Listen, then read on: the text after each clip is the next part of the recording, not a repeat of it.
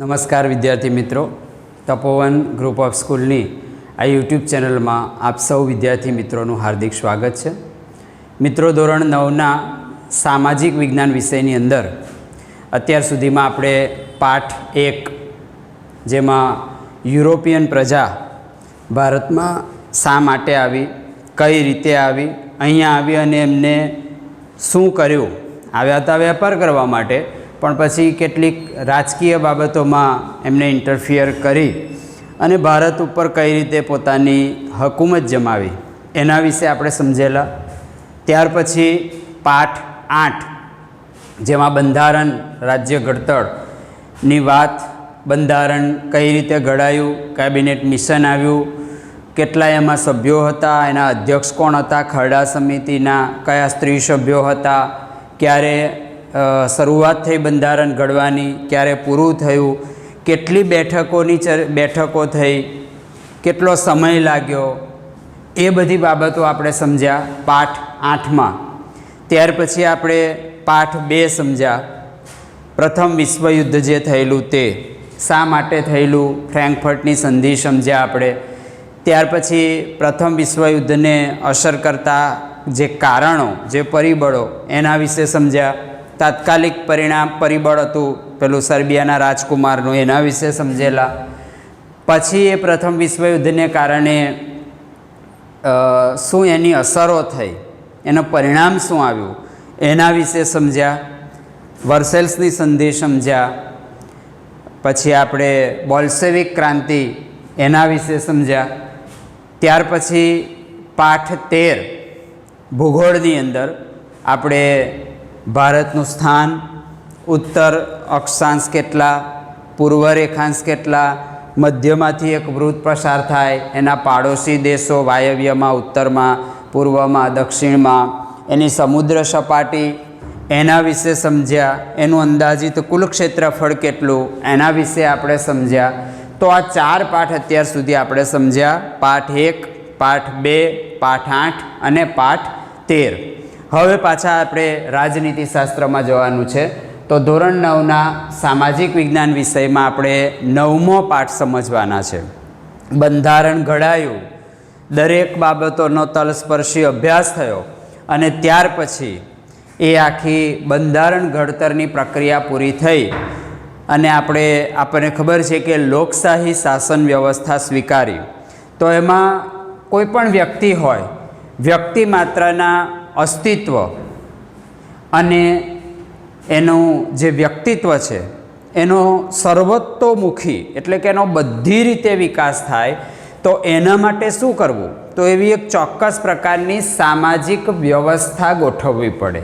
તો એનો એ સર્વતોમુખી વિકાસ સાધવામાં મદદરૂપ બને એવી સામાજિક પરિસ્થિતિનું નિર્માણ થાય તો જ વ્યક્તિ પોતાનો સર્વતોમુખી વિકાસ કરી શકે. તો એવું થાય અને પાછી એ પરિસ્થિતિ સતત નિરંતર ચાલુ રહે તો એ ખૂબ જરૂરી છે. તો જ વ્યક્તિ પેઢી દર પેઢી પોતાનો સર્વતોમુખી સાર્વત્રિક વિકાસ કરી શકે. તો આના માટે બંધારણ દ્વારા કેટલાક માનવ, જે ભારતના માનવ છે, એને કેટલાક હકો આપ્યા. એ હકો એને જ આપણે માનવ હક, અંગ્રેજીમાં આપણે એને કહીએ હ્યુમન રાઇટ્સ. તો એવા માનવ હકો આપવામાં આવ્યા. એવું નથી કે એકલા ભારતમાં આવા હકો આપવામાં આવ્યા. આખા વિશ્વની અંદર જ્યાં જ્યાં પણ લોકશાહી છે એવા લોકશાહી ધરાવતા દેશોની અંદર દરેક નાગરિકને પોતાનો અસ્તિત્વ ટકાવવા અથવા તો પોતાના વ્યક્તિત્વનો વિકાસ કરવા માટે કેટલાક ચોક્કસ હકો આપવામાં આવ્યા છે. આપણે પણ 6 હકો સમજવાના છે. અહીં ખૂબ વિસ્તારથી મેં 2 હકો લખ્યા છે, સિવાય બીજા 4 હકો પણ છે. તો એ દરેકને એવા ચોક્કસ પ્રકારના હકો આપવામાં આવ્યા હોય અને એની અંદર કોઈ પણ જાતનો ભેદભાવ કે એવું કંઈ હોતું નથી. કોઈ પણ જાતિ, જ્ઞાતિ, ધર્મનો હોય, કોઈ પણ માન્યતામાં માનતો હોય, દરેકને એવા હકો આપવામાં આવ્યા છે. અને પાછું વળી એના રક્ષણ માટેની પણ ખાતરી આપી કે બંધારણ દ્વારા જે હકો આપવામાં આવ્યા છે, માનો કે આપણે ભારત દેશના છીએ, તો ભારત દેશમાં જન્મ્યો છે વ્યક્તિ, તો જન્મની સાથે જ એને બંધારણ દ્વારા કેટલા હકો મળે છે, એ હકોથી એને કોઈ વંચિત રાખી શકે નહીં. એટલે એવી એને ખાતરી આપવામાં આવી છે અને એના દ્વારા શું થાય તો કે વ્યક્તિ પોતાનો સર્વતોમુખી વિકાસ કરી શકે, સમાજને રાષ્ટ્ર દ્વારા એનો સ્વીકાર પણ કરવામાં આવેલો છે અને વ્યક્તિને હમણાં મેં તમને કીધું એમ કે આપણે પણ ઘણા બધા હકો છે જેનો સમાવેશ નથી કરી શકાયો એવો રાજ્યનીતિના માર્ગદર્શક સિદ્ધાંતોમાં પણ એનો સમાવેશ કરેલો છે. તો દેશમાં જન્મ્યા છે તો જન્મની સાથે જ આવી રીતે કેટલાક હકો મળી જાય છે, તો એને જ આપણે માનવ હકો કહીએ.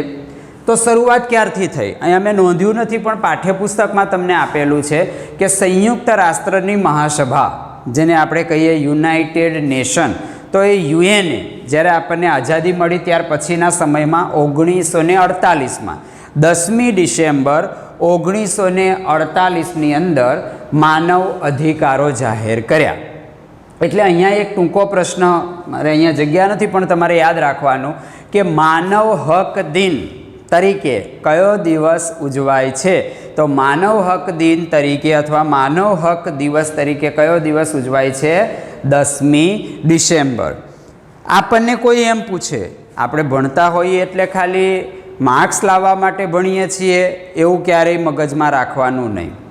આપણે ભણતા હોઈએ, આપણને કોઈ પૂછે કે લા માનવ હક દિવસ, સાચી વાત, તમારી વાત સાચી કે 10મી ડિસેમ્બર માનવ હક દિવસ તરીકે ઉજવાય. તો કેમ ઉજવાય, શા માટે ઉજવાય? જેમ આપણને કોઈ પૂછે કે કોઈ વ્યક્તિનો જન્મદિવસ છે તો આ જન્મદિવસ આ દિવસે જ કેમ ઉજવાય, તો આપણે એને જવાબ આપીએ કે ભાઈ ખરેખર આ દિવસે એનો જન્મ થયેલો એટલે આ દિવસ ઉજવાય. તો એવી રીતે આપણે યાદ રાખવાનું કે માનવ હક દિવસ અથવા તો બીજા શબ્દમાં કહીએ તો માનવ અધિકાર દિવસ 10મી ડિસેમ્બરે શા માટે ઉજવવામાં આવે? તો કે યુએન દ્વારા, યુએન એટલે સંયુક્ત રાષ્ટ્રની મહાસભા દ્વારા 10મી ડિસેમ્બર 1948ના દિવસે આ માનવ અધિકારો જાહેર કરવામાં આવેલા. એટલા માટે આખા વિશ્વમાં 10મી ડિસેમ્બરને માનવ હક દિવસ તરીકે ઉજવવામાં આવે, કારણ કે વૈશ્વિક ઘોષણા કરેલી તે દિવસે આખા વિશ્વની અંદર જાહેર કરેલું કે ભાઈ 10 ડિસેમ્બરથી હવે બધા માનવ અધિકારો આવશે. એટલે એમાંય પછી કેટલાક ખૂબ જ મહત્ત્વના હકો છે. આમ તો બધાય હકો મહત્ત્વના છે પણ જે ખૂબ જરૂરી અને મહત્ત્વના હકો છે એવા હકોનો આપણે સ્વીકાર કર્યો. દેશના નાગરિકોને બંધારણ દ્વારા એના રક્ષણની ખાતરી આપી. બંધારણ સભાએ પણ એ હકોને બંધારણની અંદર સમાવી લીધા. એટલા માટે એવું કહી શકાય કે બંધારણની અંદર એ હકો સમાવાઈ ગયા.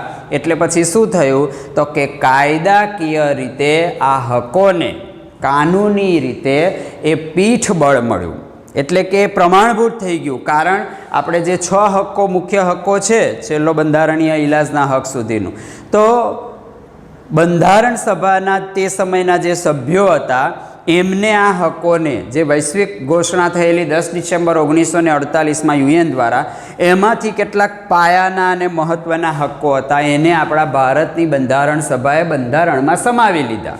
એટલે શું થાય તો કે એને કાયદાકીય પીઠબળ મળે. એટલે એવા હકો જેને આપણે કહીએ મૂળભૂત હકો. 6 હકો છે. ખૂબ વિશાળ પ્રશ્ન છે. આપણે કેટલાક હકો સમજવાના છે. શું થાય આ હકોથી? તો મનુષ્ય જે છે એને મનુષ્ય તરીકેનું ગૌરવ જાળવી રાખવાના હેતુથી આને ઘોષિત કર્યા. આનાથી મનુષ્ય પોતાનું અસ્તિત્વ ટકાવી રાખે. આપણને ખબર છે કે મનુષ્ય તરીકે મનુષ્યની મહત્ત્વની અને પાયાની, જેને આપણે કહીએ ન્યૂનતમ જરૂરિયાતો, ઓછામાં ઓછું એટલું તો જોઈએ જ. એમાં સામાન્ય રીતે 3 બાબતો આવે: રોટી, કપડાં, મકાન. એટલે કે અન્ન, વસ્ત્ર અને આવાસ. તો આ હકો દ્વારા વ્યક્તિ આટલી વસ્તુઓ પોતે સંતોષી શકે. આ હકોથી શું થાય તો કે આપણો જે રાષ્ટ્ર હોય, દેશ છે, રાષ્ટ્રની સ્થિરતા, વ્યક્તિનું સ્વતંત્રતા એટલે કે એના વ્યક્તિ સ્વાતંત્ર્ય સામે રક્ષણ મળે. અને ભૂતકાળમાં આપણને ખબર છે કે હિટલર નામનો સમ્રાટ હતો, હિટલરશાહી ચલાવતો, તો એવી હિટલરશાહી સામે રક્ષણ મળે. લોકશાહી દેશમાં પણ એવું થાય કે કોઈ ખૂબ જ સક્ષમ પદ અને પ્રતિષ્ઠા ધરાવતો વ્યક્તિ જો પોતાના વિચારો દેશના લોકો ઉપર થોપવા માંગે તો આ માનવ હકો દ્વારા, આ મૂળભૂત હકો દ્વારા આપણે એની સામે પણ અવાજ ઉઠાવી શકીએ. આપણને સમાનતાનો, આ સ્વતંત્રતાનો શિક્ષણનો, આવા બધા હક મળેલા છે. તો એટલા માટે સૌથી મહત્ત્વના અને જરૂરી છે આ હકો. એટલે આ અહીંયા મેં નોંધ્યું નથી, મેં લખ્યું નથી અહીંયા, પણ પાઠ્યપુસ્તકમાં પ્રસ્તાવનાના સ્વરૂપે માનવ હકો અથવા બીજા શબ્દમાં કહીએ તો માનવ અધિકારો, જેને અંગ્રેજીમાં કહીએ આપણે હ્યુમન રાઇટ્સ, તો એની પ્રસ્તાવના આપણે સમજ્યા. એક મુદ્દો એમાં યાદ રાખવાનો, માનવ હક દિવસ, અથવા તો બીજા શબ્દમાં કહીએ તો માનવ અધિકાર દિવસ. કયો? 10મી ડિસેમ્બર. શા માટે 10મી ડિસેમ્બરને માનવ અધિકાર દિવસ કહેવાય? આવું કોઈ આપણને પૂછે તો આપણે યાદ રાખવાનું કે તે દિવસે વિશ્વ મહાસભા, જે સંયુક્ત રાષ્ટ્રની મહાસભા જેને આપણે કહીએ UN, તો એના દ્વારા માનવ હકો જાહેર થયેલા, વૈશ્વિક ઘોષણા થયેલી 10 ડિસેમ્બર 1948માં. એટલા માટે એને માનવ હક દિવસ અથવા તો માનવ અધિકાર દિવસ તરીકે ઉજવવામાં આવે છે, હ્યુમન રાઇટ્સ ડે. બરાબર. હવે એ હકો પૈકીના ક્રમમાં આપણે હકો જોવાના છે. કુલ 6 હકો સમજવાના છે. એમાંનો પહેલો હક છે સમાનતાનો હક. આ 6 હકો એક પ્રશ્નમાં ન પૂછાય તો ટૂંકનોંધ સ્વરૂપે 2 અથવા 3 માર્ક્સમાં કોઈ એક હક પૂછાય. એટલે 6 હકો ખૂબ મહત્ત્વના છે. પછી મૂળભૂત જરૂરિયાતો, મૂળભૂત ફરજો, જે આપણે દરેક ધોરણના પાઠ્યપુસ્તક, જે સરકારી પાઠ્યપુસ્તક આવે એના ફ્રન્ટ પેજ ઉપર એ આપેલા હોય છે. અને ત્રીજું, જેનો હક્કો અને ફરજોમાં હક્કોમાં સમાવેશ ન થયો એવા બાબતો, જેને રાજ્ય નીતિના માર્ગદર્શક સિદ્ધાંતો કીધા, કલ્યાણ રાજ માટેના સિદ્ધાંતો, તો એની વાત આપણે સમજવાની. એટલે 3 મુખ્ય મુદ્દા છે આ પાઠમાં. પાઠના હેડિંગમાં જ 3 મુદ્દા છે. એક તો હકો, બીજું ફરજો અને ત્રીજું રાજ્ય નીતિના માર્ગદર્શક સિદ્ધાંતો. હકોનો આખો પ્રશ્ન ન પૂછાય તો મેં તમને કીધું એમ તમારે નોટબુકમાં પણ દરેક હક વિશે લખવાનું છે. 6 હકો છે. એમાંનો પહેલો હક છે સમાનતાનો હક, ઇક્વાલિટી, બધા જ સમાન. ભારતીય લોકશાહી માટે સૌથી મહત્ત્વનો અને પાયાનો આ હક છે. જુઓ, મેં અહીં લખ્યું છે લોકશાહીનો પાયાનો આ સિદ્ધાંત છે. મુખ્ય મુદ્દા મેં લખ્યા છે. ધોરણ 9માં તમે છો, પ્રાથમિકમાંથી હજી માધ્યમિકમાં આવ્યા છો, એટલા માટે આ જરૂરી છે. એટલે આ બધા મુદ્દા મેં લખ્યા છે. તો આપણને ટૂંકનોંધમાં પૂછાય કે સમાનતાના હક વિશે સમજાવો, એટલે પહેલું જ આપણે લખવાનું કે સમાનતાનો હક એ લોકશાહીનો પાયાનો સિદ્ધાંત છે. મેં ભલે ફક્ત અહીંયા એવું લખ્યું કે લોકશાહીનો પાયાનો સિદ્ધાંત, પણ તમારે એવું લખવાનું કે સમાનતાનો હક એ લોકશાહીના પાયાનો સિદ્ધાંત છે. આમાં શું હોય તો કે દેશના બધા નાગરિકો, બધા એટલે કોઈ કચેરીનો સામાન્ય પટાવાળો હોય કે કલેક્ટર હોય કે કોઈ મુખ્યમંત્રી હોય કે દેશના વડાપ્રધાન હોય, દરેક માટે આપ્યું છે બધા નાગરિકોને કાયદાની સમાનતા અને કાયદાનું સમાન રક્ષણ. એટલે કે કોઈ પણ પ્રકારની જો ગુનો કરે છે તો કાયદો બધા માટે સમાન અને કાયદાનું રક્ષણ પણ સમાન રીતે થાય. આ સમાનતાના હક દ્વારા આપણને આપ્યું છે. શું છે એમાં તો કે કોઈ પણ ધર્મ હોય, કોઈ પણ વંશ, જાતિ, લિંગ, જ્ઞાતિ, ભાષા, રંગ કે જન્મ સ્થળના આધારે કોઈ ભેદભાવ એમાં રાખવામાં આવતો નથી. આવું સમાનતાના હકમાં સ્પષ્ટ છે. બંધારણ દ્વારા આપણને આ હક મળ્યો છે. આવું શા માટે નોંધવું પડ્યું હશે એ પણ તમે સમજી શકો કે જ્યારે અંગ્રેજોનું શાસન નહોતું અથવા તો પ્રાચીન ભારતમાં કેટલાક ભેદભાવો હતા લોકો વચ્ચે, ઉચ્ચ જ્ઞાતિ, નીચ જ્ઞાતિ. તો એટલા માટે આવું સ્પષ્ટીકરણ કરવું પડ્યું કે કોઈ પણ વ્યક્તિ એ ભારતમાં જન્મ્યો છે, ભારતનો નાગરિક છે, તો પછી એ કોઈ પણ ધર્મ, જાતિ, જ્ઞાતિ, કોઈ પણ વેશભૂષા ધરાવતો હોય, કોઈ પણ માન્યતામાં માનતો હોય કે કંઈ પણ હોય, એ ગમે તેવો હોય, કારો હોય, ગોરો હોય, કારણ કે કારા ગોરામાં પણ ભેદભાવની નીતિ હતી. કોઈ પણ જગ્યાએ જન્મ્યો હોય એ બધા કોઈ પણ પ્રકારના ભેદભાવ વિના દરેક નાગરિકને એમાં સમાનતા આપવામાં આવી છે. આ જે હક છે એ સરકારી નોકરીઓ, ધંધો, જાહેર રોજગાર, હોદ્દાની પ્રાપ્તિ, ધાર્મિક સ્વતંત્રતા, જાહેર સ્થળનો ઉપયોગ, સામાજિક જીવન, આ બધામાં ભારતના નાગરિકોને સમાનતા બક્ષે. કારણ મેં તમને કીધું એમ કે પહેલાં એવું હતું, આગળ પણ એક વિડીયોમાં આપણે વાત થઈ હતી કે ગામમાં પાણી ભરવાના કૂવા પણ અલગ અલગ જ્ઞાતિના અલગ અલગ હોય.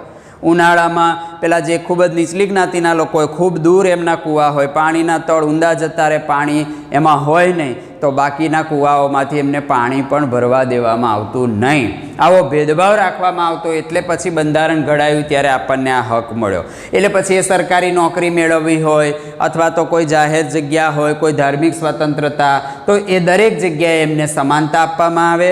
પણ હા, આપણા દેશની એવી કેટલીક જાતિ કે જે આઝાદી પહેલાં ખૂબ જ બદથી બદતર જીવન જીવતા હતા, જંગલોમાં રહેતા, સામાન્ય લોકો કરતાં એમના રીતિ રિવાજ અલગ, ખૂબ જ આર્થિક સંકળામણમાં જીવતા, તો એવા જે લોકો અનુસૂચિત જાતિના લોકો છે, અનુસૂચિત જનજાતિના લોકો છે, અથવા તો અન્ય રીતે પછાત હોય, તો આપ્યું છે અહીંયા કે દેશની અનુસૂચિત જાતિ, અનુસૂચિત જનજાતિ, SC ST જેને આપણે કહીએ શિડ્યુલ ટ્રાઇબ અને શિડ્યુલ કાસ્ટ, અને સામાજિક દ્રષ્ટિએ પછાત હોય એવા લોકો હોય, એના માટે રાજ્ય સરકાર નોકરીઓમાં અથવા તો શિક્ષણમાં, તો આવા બધામાં અમુક છૂટછાટ આપે છે.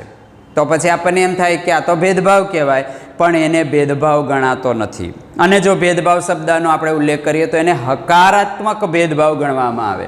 એટલે રાજ્ય સરકાર દ્વારા એના માટે કેટલીક ખાસ જોગવાઈઓ કરેલી છે, પણ આને સમાનતાનો ભંગ ગણાય નહીં. કેમ? તો કે પહેલાં આવું થતું, લોકોમાં ઊંચ નીચના ભેદભાવ હતા, એટલે જે પછાત જ્ઞાતિના લોકો છે એમનો પણ ઉત્કર્ષ થાય, એમના જીવન સ્તરમાં પણ સુધારો થાય, એ પણ પોતે સારું જીવન વ્યતીત કરી શકે, એમનું જીવન ધોરણ ઊંચું આવે, એટલા માટે આવા કેટલાક એમને છૂટછાટ આપવામાં આવે છે. તો એ માટેની એ ખાસ જોગવાઈ છે, એને હકનો ભંગ ના ગણાય. શું હોય? તો મેં તમને હમણાં કહ્યું એમ કે એમને સરકારી નોકરીઓમાં, શૈક્ષણિક સંસ્થાઓમાં અમુક બેઠકો, માનો કે કોઈ એક નોકરીમાં 10 બેઠક હોય, તો 2 બેઠક એવી હોય કે જે અનુસૂચિત જાતિ જનજાતિના લોકો માટે અનામત રાખવામાં આવે. એક ઉદાહરણ આપ્યું મેં તમને, 10એ 2 જ હોય એવું નથી. તો આવું શા માટે કરવામાં આવે? તો એ પછાત વર્ગના લોકો પણ પોતે સારું જીવન વ્યતીત કરી શકે એટલા માટે આવું કરવામાં આવે. એવી જ રીતે આપણને ખબર છે, મેં હમણાં જ તમને ઉલ્લેખ કર્યો કે આપણા દેશમાં અસ્પૃશ્યતાનો રિવાજ હતો. ઊંચી જ્ઞાતિના લોકો નીચી જ્ઞાતિના લોકોને અડે નહીં, એમના ઘરોમાં એમને પ્રવેશ ન મળે, ગામના મંદિરોમાં એમને પ્રવેશ ન મળે, ગામના ઊંચી જ્ઞાતિના લોકો જ્યાં બેઠા હોય તેવી બેઠકમાં કે તેવી જગ્યાએ એ લોકો ઊભા પણ ન રહી શકે. તો આ એક મોટામાં મોટું કલંક કહેવાય. તો એ અસ્પૃશ્યતાનું જે કલંક છે એને સરકારે નાબૂદ કર્યું. છતાંય કોઈ વ્યક્તિ જો આવું અસ્પૃશ્યતા કે આવો ભેદભાવ રાખતા હોય તો કાયદાકીય રીતે એ સજાપાત્ર છે, એ ગુનાને પાત્ર છે, એવું સ્પષ્ટીકરણ કરેલું છે. એવી જ રીતે પહેલાં એવું હતું કે ચોક્કસ પ્રકારના એવા અમુક ઇલકાબો, અમુક ખિતાબો આપવામાં આવતા, સર ને એવી રીતે આપવામાં આવતું. તો એવા કૃત્રિમ રીતે જે ભેદભાવ ઊભા કરતા હોય, નવાબ ને એવું બધું કહેવામાં આવતું, તો એવા કૃત્રિમ ભેદભાવ ઊભા કરતા જે ઇલકાબો જે છે, જે ખિતાબો છે, એ પણ શું કરવામાં આવ્યા? નાબૂદ કર્યા. હા, ચોક્કસ પ્રકારનું શિક્ષણ મેળવીને પછી કોઈ ચોક્કસ લાયકાત પ્રાપ્ત કરે, એડવોકેટ છે કે ડૉક્ટર છે કે એવું મેજર, તો એ છે, પણ એ સિવાય પહેલાં કેટલાક ઇલકાબો આપવામાં આવતા, ખિતાબો આપવામાં આવતા, જેને કારણે વ્યક્તિઓ વચ્ચે કૃત્રિમ ભેદભાવ ઊભા થતા. તો એને નાબૂદ કર્યા છે. તો આ બાબત થઈ સમાનતાના હકની. આટલા મુખ્ય મુદ્દાઓ એમાં યાદ રાખીએ તો સરળતાથી આપણે આ આખી સમાનતા, ઇક્વાલિટીની વાત આપણે સમજી શકીએ. એક તો કે લોકશાહીનો પાયાનો સિદ્ધાંત છે, એમાં બધા નાગરિકો હોય, કાયદાની સમાનતા, કાયદાનું સમાન રક્ષણ આપવામાં આવ્યું છે. એમાં કોઈ પણ ધર્મ, જાતિ, જ્ઞાતિ, વેશભૂષા હોય, બોલી હોય, રંગ હોય, જન્મસ્થળ, તો એનો ભેદભાવ આપવામાં નથી આવ્યો. સરકારી નોકરીઓ, ધંધો, રોજગાર, જાહેર જગ્યાઓ, જન્મસ્થળ, તો એનો પણ ભેદભાવ નથી, સ્વતંત્ર છે. દેશની અનુસૂચિત જાતિ જનજાતિ, સામાજિક રીતે જે પછાત લોકો છે એના માટે સરકારી નોકરીઓ, શૈક્ષણિક સંસ્થાઓ, એમાં કેટલીક છૂટછાટ આપવામાં આવી છે. અમુક બેઠકો અનામત આપવામાં આવી, તો એને ભેદભાવ ગણાશે નહીં. ગણીએ તો આપણે કેવો ભેદભાવ છે? હકારાત્મક ભેદભાવ. તો એ બાબત આપણે સમજ્યા. આપણા દેશની જે કલંક ગણાતું એવું અસ્પૃશ્યતા, તો એને નાબૂદ કરી તો જ સમાન ગણી શકીએ બધા. અને કેટલાક કૃત્રિમ ભેદભાવો ઊભા કરતા ઇલકાબો કે ખિતાબોને પણ આપણે નાબૂદ કર્યા. તો આટલી વાત આવે સમાનતાના હકમાં. બીજો હક આપણે જોઈએ સ્વતંત્રતાનો હક. તો સમાનતાના હકમાં આપણે પહેલો મુદ્દો લખેલો કે સમાનતા એ ભારતીય લોકશાહીનો પાયાનો સિદ્ધાંત છે. તો એવી જ રીતે સ્વતંત્રતાના હકમાં લખવાનું કે સ્વતંત્રતાનો હક એ શું છે? તો કે લોકશાહીનો પ્રાણ છે. વ્યક્તિ સ્વતંત્ર છે, પોતે અભિવ્યક્તિ કરી શકે, વાણી સ્વતંત્રતા છે, એક સ્થળેથી બીજા સ્થળે ફરી શકે. અહીંયા છેલ્લે આપણે 6 મુદ્દા લખ્યા છે. તો સ્વતંત્રતાનો હક એવો હક છે કે એ હક વિના આપણે લોકશાહીની કલ્પના પણ કરી શકીએ નહીં. વ્યક્તિને બધું હોય પણ સ્વતંત્રતા જ ન હોય તો લોકશાહી કઈ રીતે? કારણ કે લોકશાહીની તો વ્યાખ્યામાં જ છે લોકોથી, લોકો વડે, લોકો માટે, of the people, for the people, by the people, એવું આપણે સમજ્યા હતા. તો એની કલ્પના પણ આપણે જો ન કરી શકીએ સ્વતંત્રતા ન હોય તો, એટલે સ્વતંત્રતાના હક વિના લોકશાહીની કલ્પના પણ ન કરી શકાય. લોકશાહીનું સફળ સંચાલન જો કરવું હોય, સારી રીતે લોકશાહી શાસન પ્રણાલી ચલાવવી હોય તો એના માટે છે સૌથી મહત્ત્વની સ્વતંત્રતા. તો એ ખૂબ જરૂરી છે. દરેક નાગરિક, ભારતનો જો નાગરિક હોય તો એના સર્વોત્તમુખી વિકાસ અને અભિવ્યક્તિ કરવા માટે, પોતાની એ રજૂઆત કરવી હોય અને એનો સર્વોત્તોમુખી વિકાસ કરવો હોય તો એના માટે સૌથી આવશ્યક અને મહત્ત્વનું છે સ્વતંત્રતા, ફ્રીડમ. તો એ ખૂબ જરૂરી છે. વ્યક્તિ પોતે તંદુરસ્ત અને સ્વસ્થ જીવન જીવી શકે. અન્યના તાબામાં રહેવું હોય, અન્ય વ્યક્તિ કે એમ કરવાનું હોય તો વ્યક્તિ સ્વસ્થ અને તંદુરસ્ત જીવન જીવી શકે નહીં. તો સ્વસ્થ અને તંદુરસ્ત જીવન જીવી શકે એના માટે પણ સ્વતંત્રતા જરૂરી છે. આ હક દ્વારા ભારતીય નાગરિકને પોતાના વિચાર, વાણી અને વર્તન દ્વારા, પોતાના જે પણ વિચારો હોય, વાણી અને વર્તન દ્વારા એ પોતે અભિવ્યક્ત કરી શકે. તો એવી એને સ્વતંત્રતા મળેલી છે કે આપણે આપણા વિચારોને આપણી વાણી દ્વારા અથવા તો આપણા વર્તન દ્વારા અભિવ્યક્ત કરી શકીએ, એટલે કે એને રજૂ કરી શકીએ. આ હક્કો એવા છે મિત્રો કે જે ધોરણ 8માં પણ તમે ભણી ગયા, પણ એમાં આટલું બધું ઊંડાણમાં તમે સમજ્યા નહોતા. એટલે આપણે ખૂબ ધીમે ધીમે આમાં જઈએ છીએ આગળ. તો પોતાના વિચારોને વાણી અને વર્તન દ્વારા અભિવ્યક્ત કરી શકે વ્યક્તિ સ્વાતંત્ર્યને આવરી લેતા જે આ હક છે, આ સ્વતંત્રતાનો હક જેને કહેવાય, એને 6 વિભાગમાં 6 પ્રકાર એના અલગ અલગ સ્વતંત્રતાને વહેંચી દીધેલી છે. પણ વ્યક્તિ સ્વતંત્ર તો છે પોતાના વિચારોને વાણી વર્તન દ્વારા અભિવ્યક્ત કરવાની એ બધી બાબત, પણ એમાં કેટલીક મર્યાદાઓ પણ છે, કેટલાક નિયંત્રણો પણ છે. આપણને વાણી સ્વતંત્રતાનો હક છે. અહીંયા આપ્યું છે 6 જેટલા મુદ્દા છે. વિચાર, વાણી અને લેખનની સ્વતંત્રતા. પણ આપણે આપણા વિચારો આપણી વાણી દ્વારા, આપણા વર્તન દ્વારા, આપણા લખાણ દ્વારા પ્રસ્તુત કરીએ અને એના દ્વારા કોઈ એક વ્યક્તિનો સમૂહ, એક સમાજ એનાથી ગેરમાર્ગે દોરાય, એના કારણે દેશની એકતા અને અખંડિતતા ઉપર વિપરીત અસર પડતી હોય તો ત્યાં કાયદાકીય રીતે પાછી રોક લાગે. એટલે અમુક મર્યાદાઓ છે, અમુક નિયંત્રણો છે. બીજું, આપણે શાંતિથી શસ્ત્રો વિના એકઠા થઈ શકીએ, સભાઓ ભરી શકીએ. પણ પછી એના દ્વારા મેં તમને હમણાં કહ્યું એમ કે જો કોઈ ગેરમાર્ગે દોરાય, દેશ, પ્રદેશ કે રાજ્યના અમુક વિસ્તારોમાં એના કારણે શાંતિ વ્યવસ્થા જોખમાય તો એના ઉપર પાછું મર્યાદા છે. એટલે શાંતિપૂર્વક શસ્ત્ર વિના એકઠા થવાની, સભા ભરવાની આપણને સ્વતંત્રતા છે. આપણે કોઈ પણ પ્રકારના મંડળો સ્થાપી શકીએ, સંસ્થાઓ સ્થાપી શકીએ, સંઘો પણ સ્થાપી શકીએ, પણ ઉદ્દેશ આપણો શુદ્ધ હોવો જોઈએ. એવી જ રીતે ભારતના દરેક નાગરિકને કોઈ પણ સ્થળે મુક્ત રીતે હરવા ફરવાની સ્વતંત્રતા છે. પાઠ્યપુસ્તક આપણું પહેલાંનું છે, 2-5 વર્ષ પહેલાંનું, એટલે એમાં લખેલું છે જમ્મુ કાશ્મીર સિવાય. પણ હવે તો આગળના સમયમાં તમને ખબર હશે કે જમ્મુ કાશ્મીરમાંથી જે ચોક્કસ પ્રકારની કાયદાકીય કલમો હતી એ હટાવી લેવામાં આવી છે. હવે તો કેન્દ્ર શાસિત પ્રદેશમાં એને લઈ લીધું. એટલે એ ચોપડીમાં તમને આપેલું છે કે જમ્મુ કાશ્મીર સિવાય પણ હવે આપણે કોઈ પણ જગ્યાએ મુક્ત રીતે હરીફરી શકીએ. દેશના આપણા ભારત દેશના કોઈ પણ ભાગમાં, ભલે આપણે ગુજરાતના હોય, આપણે કોઈ પણ રાજ્યમાં રહી શકીએ. એમાંય જમ્મુ કાશ્મીર અપવાદ હતું પણ હવે નથી.